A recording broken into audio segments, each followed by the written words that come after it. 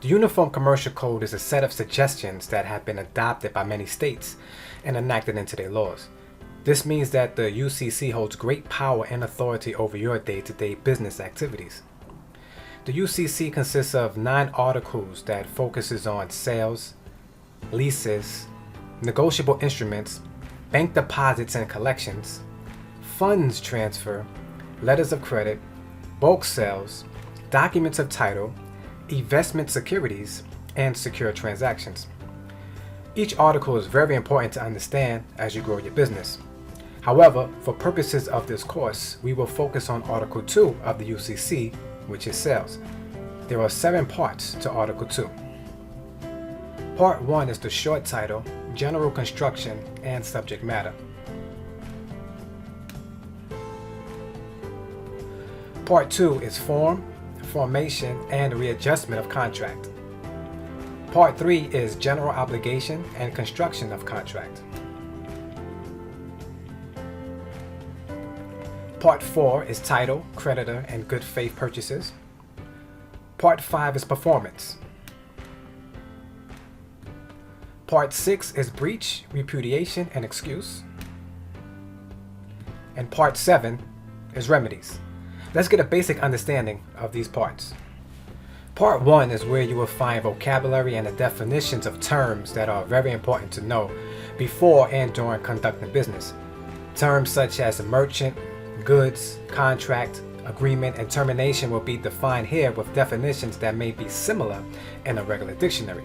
So it's important to understand what is meant by these terms so that you will be acting in accordance with all the laws that govern business. We will discuss contracts in the next lesson. However, let us see what the definition of merchant is. Merchant means a person who deals in goods of the kind or otherwise by his occupation holds himself out as having knowledge or skill peculiar to the practices or goods involved in the transaction, or to whom such knowledge or skill may be attributed by his employment of an agent or broker or other intermediary who by his occupation holds himself out as having such knowledge or skill. That's a very long definition, right? And if you noticed, another important vocabulary word, goods, was mentioned in the definition. You don't have to remember this definition now, but you do have to remember that these laws can be long and tedious. However, this is the price of doing business. Parts 2 and 3 deal with contract formation and general obligations. As previously mentioned, we will discuss contracts in the next lesson. You will learn the elements that make up a contract and the requirements of the parties involved. Part 4 deals with the purchasing of goods on good faith and the transferring of goods. Good faith is a standard of measurement that buyers and sellers must meet when interacting with one another. Part 5 deals with many scenarios that can and will exist between a buyer and seller, a merchant and consumer. Part 6 deals with issues when one party does not uphold their part of the agreement. And Part 7 is the remedy for when someone does not uphold their part of the agreement.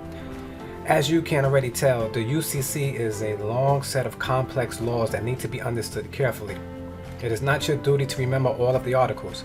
However, it's your duty to know where to find these articles when you are uncertain about a business activity or practice. As we wrap up this lesson, let's consider the following questions. What does UCC stand for? What article deals with sales?